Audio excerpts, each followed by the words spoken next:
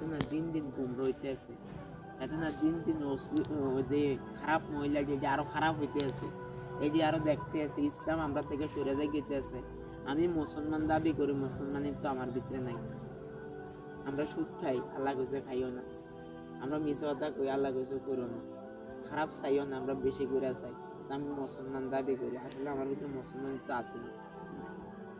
তো যার ভিতরে আমার ভিতরে মাল না থাকলে আমি আরেকজনকে কেমনে কম মালের কথা। এই যে ইমাম সাহেব আপনি কন, এমনির ভিতরে কদ্দুর ইমান আছে, আপনি কি জানেন? আমি কি জানি? কিন্তু আমি ওনার থেকে কি শিখলাম? এক একজন এক একভাবে মেহনত করতে আছে, কিন্তু এরপরও কাবার হইতে আছে না। কারণ আমি বাড়িতে আমার মাকে কই যায়, এই 3 দিনের জামাতে ভাই বাচ্চা, এর ভিতরে দিন নাই। আগের মানুষ তো আজকে যদি মা আমার এটা শিখে, কালকে আমি আমার ফল এরকম তুইও যাচ্ছে। কিন্তু ইসলামটা কি আর রইল না? এটা দিন দিন দিন দিন কইমে আইব, মানে খাটি আলেম কইমে আইব। আর মনে করেন ফেতনা বাড়বে, দিন দিন ফেতনা বাড়বে।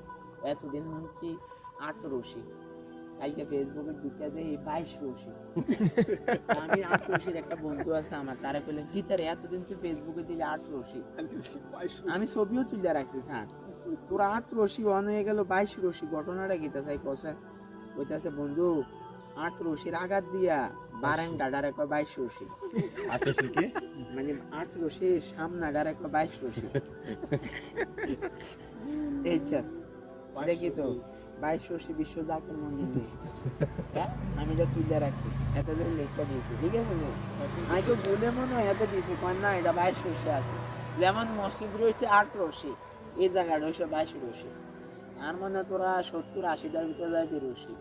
তো এমনি ভাই এটা হাসির বিষয় না, এটা দুঃখের বিষয়। আমার আল্লাহর রাসূলের দিনটা কিভাবে ফেতনা হয়ে যায় গেতেছে, এটা দুঃখের বিষয়।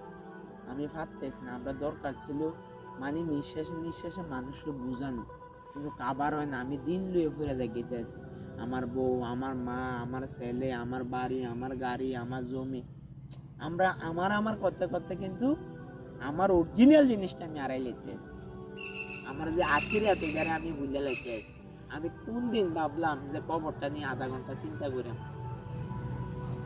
তো আমি একটা দিন কি ভাবি আমার কবরটাতে এবো, আজ আজরাইল আমার এইগুলো দিয়ে সময় নাই। আমরা এটা করতে করতে গরজ হয়ে বোর ফেরার পরে ঘুমাইয়া না, এই টেনশন করতে করতে আমরা শেষ। এভাবে দিন যেতে আছে ভাই একের পরে। আমি সপ্তাহের ভিতরে কোরআন শরীফ ধরে না একবার, নাই দিনটা কার থেকে শিক্ষা।